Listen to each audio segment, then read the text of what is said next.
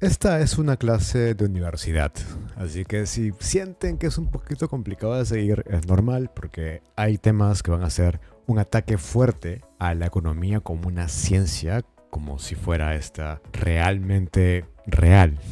O sea, que tiene un fundamento que realmente ve la realidad como es, pero yo diría que no lo ve tanto así y que tiene problemas, como toda ciencia, sobre todo por ser una ciencia social, que aparte de ser social es una ciencia estadística que tiene que mejorar muchas cosas. Entonces, este asunto es mucho más complejo de lo que uno podría pensar que es así de manera simple. Comencemos explicando puntualmente a qué me refiero con filosofía de la economía y puntualmente qué puntos voy a tocar en ese asunto. Para eso comenzaremos con el temario, que va a ser dividido básicamente en tres partes. Primera parte, teoría de la acción. Segunda parte, el asunto puntual de la ética. Y tercera parte, el asunto de la epistemología. Son tres partes que dividen este asunto tan grande que es la filosofía de la economía. Parte 1, teoría de la acción. El asunto también en filosofía de la economía es que uno está intentando ver cómo el humano actúa. La pregunta es, ¿tienen una base fuerte para decidir qué cosa hace el humano? Lo complicado de un humano es que el humano tiene esta cosa llamada acción. Y esta acción tiene un pensamiento previo. El humano es, para empezar, autoconsciente, piensa sobre lo que está haciendo y por tanto es bien complicado de decidir qué cosa es lo que realmente está haciendo. O sea, qué cosa está pensando antes para hacer lo que hace y así poder predecir siquiera por qué hace lo que hace. En tal sentido, uno podría decir que la Universidad Pacífico del Perú, la King's College de Londres y también la London School of Economics, también de Londres, son visionarios. Como diría Alan García, visionario ese cojudo. Es que son visionarios. Unieron en una carrera política, filosofía y economía. Porque para poder determinar la complejidad tanto social como también individual de cómo actúa el humano en conjunto económicamente y también como individuo, requieres los tres a la vez. Tanto el tema político como el tema filosófico como el tema económico para poder entender algo tan complejo como es la agencia humana, cuando uno tiene esta posibilidad de pensar en algo y decidirlo. Y eso es lo complicado de tener un objeto que tiene razonamiento. Cuando uno está hablando sobre una intención que tienen de hacer algo, tiene una intención razonada. O sea, yo tengo una voluntad de hacer algo, pero hacerlo supone, para empezar, epistemología, teoría de la acción, ética, filosofía de la mente y más ciencias sociales, porque hasta acá he hablado únicamente del asunto más o menos filosófico. Aparte de esto, veamos el tema también antropológico, psicológico, biológico, que tendremos que entender para siquiera pensar en yo cuando hago A, lo hago por qué razones. Porque la idea para la economía también es predecir como una ciencia qué cosa va a pasar en el futuro. Y como todo está unido, es indivisible la filosofía de la economía. Porque para poder definir o para poder predecir cómo es que alguien actúa de manera colectiva o de manera individual, se requieren muchos factores a la vez. Es bien complejo de entender. Y eso nos lleva a un problema aún más grave, que es el tema de la racionalidad, porque todo esto asume que el humano es racional y que puede pensar. La pregunta es, bueno, ¿qué cosa es en todo caso racionalidad? Esto ya fue visto por el amigo Michel Foucault cuando vio el tema de la historia de la sexualidad, que es un tema ya aparte, pero vio también ideas como la historia de la locura, el nacimiento de la clínica, Vigilar y castigar, y comenzó a pensar, bueno, en realidad esto llamado racionalidad parece que es más bien arbitrario.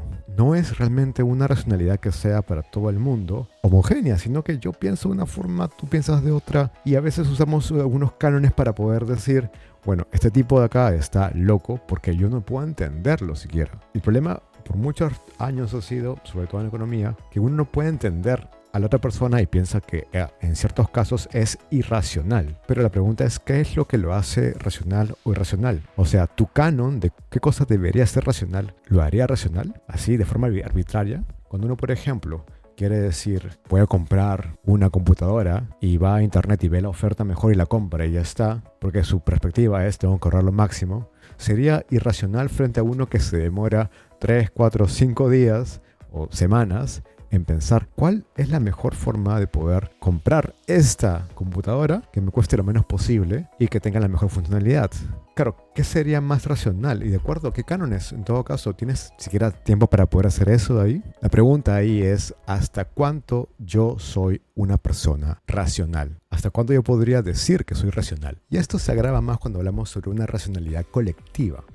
Porque uno podría deducir que si todo el mundo valora algo igual, pues entonces tendría que el colectivo valorar igual lo mismo. Por ejemplo, si la gente, en el caso por ejemplo de Perú, cuando la gente decía que no le gusta la corrupción, ni estos tratos bajo la manga, ni le gustan los caudillos, igual lo que hacen es buscar un caudillo que es corrupto, presuntamente al menos, llamado Castillo, que tenía al menos grandes indicios de corrupción por todo lo que estaba al costado de Castillo. Y aún así la gente lo apoyaba pese a que era alguien que individualmente dirían que, bueno, a mí no me gusta realmente la corrupción, pero igual lo apoyo pese a que hay indicios fuertes de que es corrupto. Es un poquito extraño eso, porque ante otro que tenga indicios fuertes también ahí sí lo ataco, ¿no? Si es por ejemplo PPK, lo ataco, ¿no? O si es Keiko también lo ataco, ¿no? Porque recordemos que Keiko ni Castillo tienen todavía nada probado, pero hay fuertes indicios y claro, contra Keiko ataco, pero contra Castillo no. Raro. Pasa igual con alguien, por ejemplo, que tiene iPhone y es de izquierda. Uno podría decir, bueno, la gente de izquierda tiene derecho completo a tener iPhone porque, bueno, es su labor y ha trabajado para eso y tiene el iPhone. Ok, sí, pero el iPhone pertenece a la empresa más grande del mundo y puedes usar otro teléfono, pero aún así lo compras. Quizá por tema de moda, por tema de estatus, porque también es un ser con estatus. Los humanos también. O sea, los humanos por más que querramos, no vamos a salir de la lógica del estatus. Salvo que seas un Buda o algo parecido. Pero es muy complicado porque parte de nuestra forma gregaria, forma colectiva de hacer las cosas, nos hace buscar siempre pensar en quién es más y quién es menos.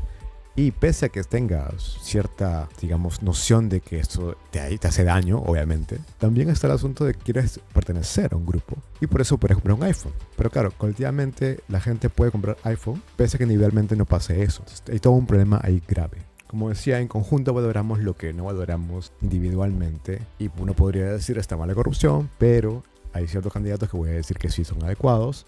O también yo individualmente digo que está mal que haya una empresa tan grande como Apple.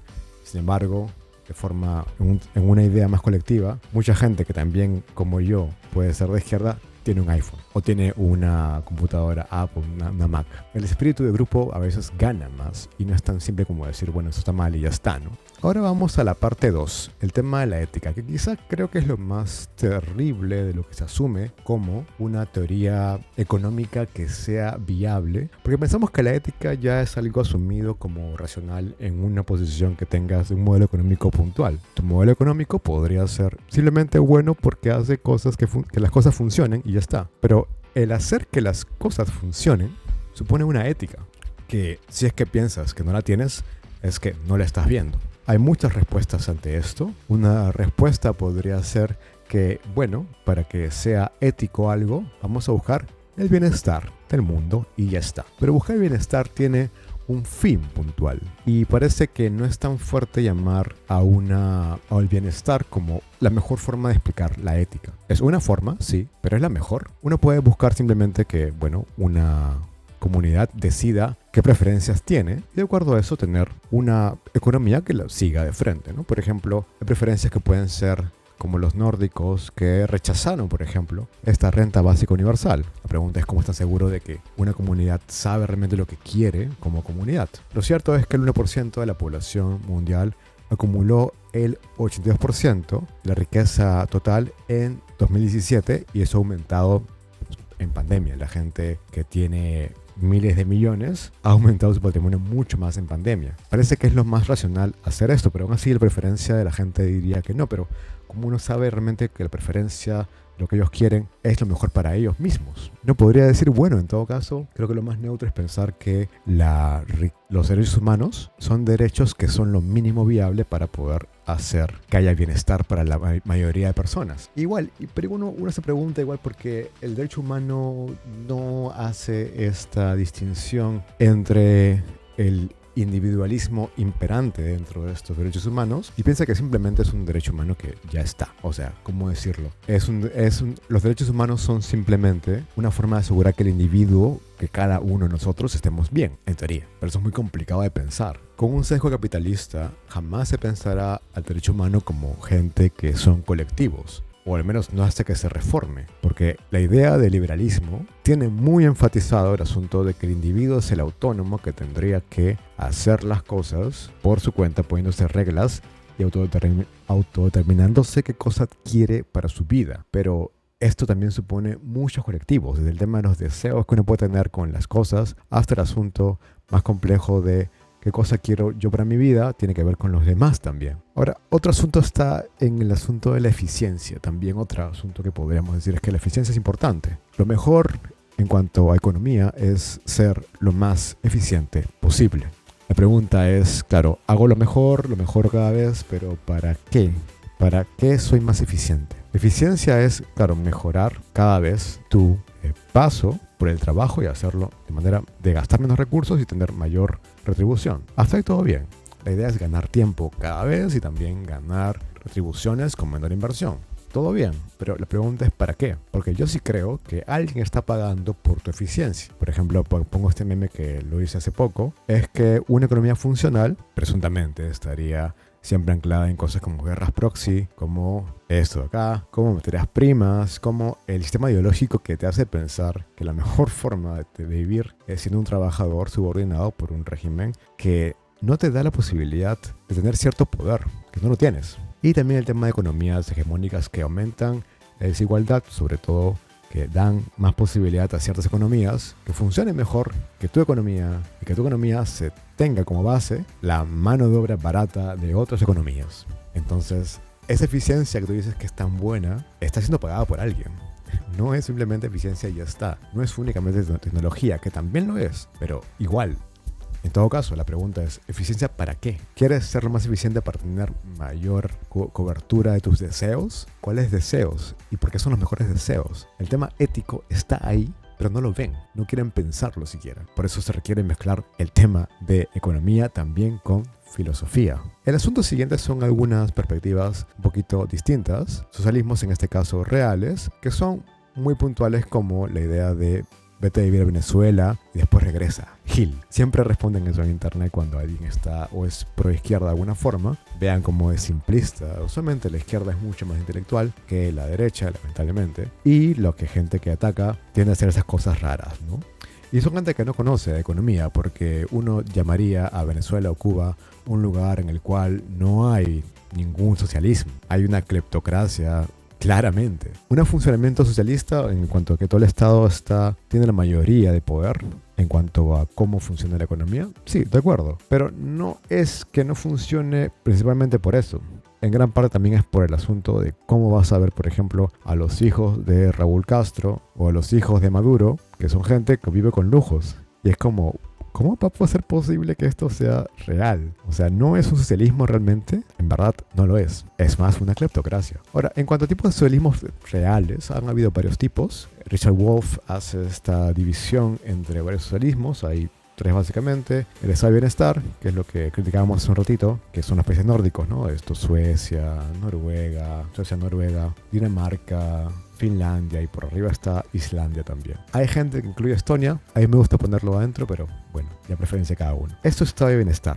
Es un estado fuerte que intenta que tengas lo mínimo para poder tener un desarrollo personal y también económico. Y hay mucha libertad económica, pero también hay fuertes instituciones como educación, salud, para que puedas tú tener tu proyecto de vida hecho a partir de oportunidades mínimas, o eso es lo que se intenta en otros países escandinavos. El otro es lo que pasó con Lenin, el amigo Lenin, realmente fue soviético, hubo una economía planificada muy fuerte porque intentó que todos los medios de producción pasen por sus manos, lo cual creó luego problemas, obviamente, en un país tan grande como lo era Rusia, pero eso es lo que pasó con ellos. Y era una alternativa, porque su idea no era la eficiencia, su idea era vamos a buscar que haya lo mínimo para que toda la gente pueda vivir con bienestar. Lo último, que es una idea más compatible con el capitalismo en cierto sentido, es que haya cooperativas. Una democracia dentro de la empresa, porque recordemos, toda empresa es autoritaria porque la empresa tiene un jefe que domina todo y si quiere despedir al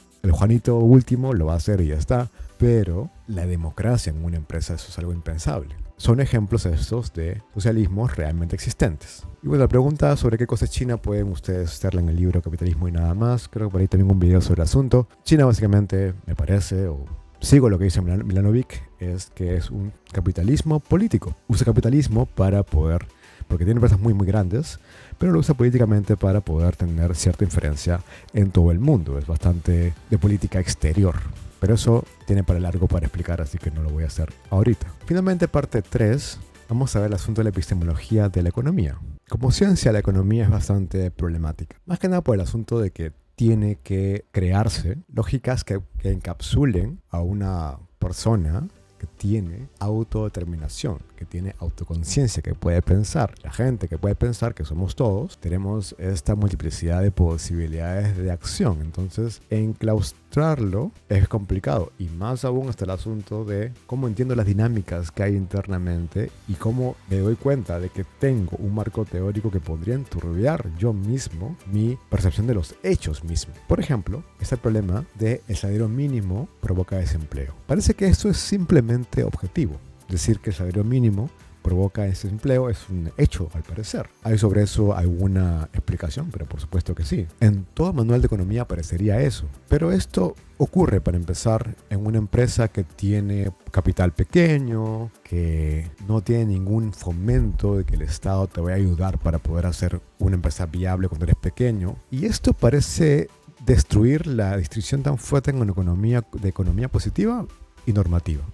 No hay una distinción muy clara porque puede ser que no tomar en cuenta el marco teórico, las condiciones que hay para cada idea, suponen que la positividad de la economía, o sea, el buscar nada más hechos y decir qué cosas son, no es tan clara en verdad. Y puede meterse valoraciones internas o prejuicios para poder entender la economía por no haber visto lo previo, que es que la economía está metida con filosofía en cuanto a valores, en cuanto a marcos sobre cómo entender la realidad. El marco teórico es un problema ahí. Y ya si uno quiere ponerse ya muy exquisito, esto está dentro del capitalismo. Entonces, un salario mínimo en una empresa que, por ejemplo, es anárquica, que no busca la búsqueda de beneficio de un empresario nada más, pues sería más abierta que hay un mínimo de salario para que funcione con gente que está alegre de estar en el trabajo y se siente involucrada en el trabajo, que es parte de principios anarquistas, ¿no? Estar dentro del trabajo y no alienado. Otro asunto más es el problema de la causalidad.